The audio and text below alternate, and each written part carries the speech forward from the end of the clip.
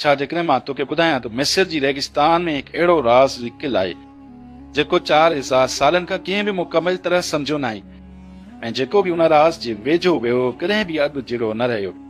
ही कहाणी आहे हिकु अहिड़ी मक़बरे जी जेको पंहिंजे लानती करे मशहूरु आहे। पुराणे मिस्र में जॾहिं फ़राओन हुकूमत कंदा हुआ, माण्हू सम्झंदा हुआ त बादशाह रुगो इंसान न पर ख़ुदा जहिड़ा हूंदा हुआ। उन्हनि फ़राओन मां हिकु तियूतकमन जॾहिं हिन जी मौत थी त खेसि हिकु शानदार मक़बरे में दफ़न कयो वियो जेको अॼु वेले वोल्कन्स जी नाले सां सुञातो वञे थो।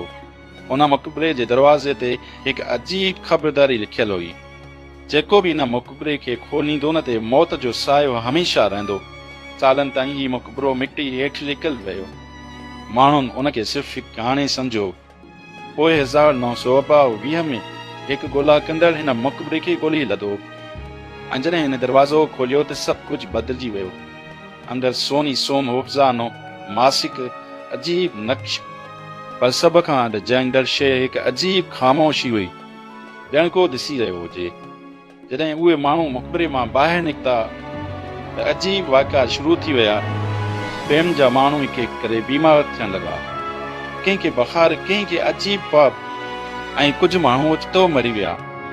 माण्हुनि चवणु शुरू कयो त हीउ सिर्फ़ु इतिफ़ाक़ न आहे, हीउ हिकु लानत आहे, फ़राओन जी लानत।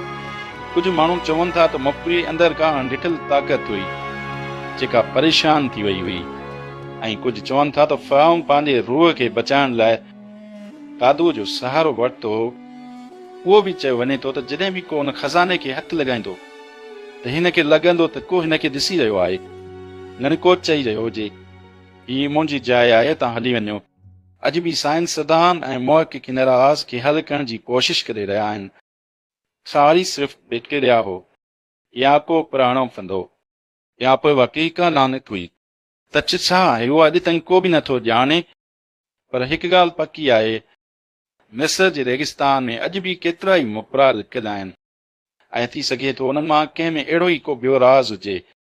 तंहिं करे जेकॾहिं तूं कॾहिं मिस्र वञी ऐं कंहिं पुराणे मक़बरे जे वेझो बीह त हिकु भेरो ज़रूरु सोचान त किथे को तोखे ॾिसी त न रहियो आहे बग़ैर वात वारो चहिरो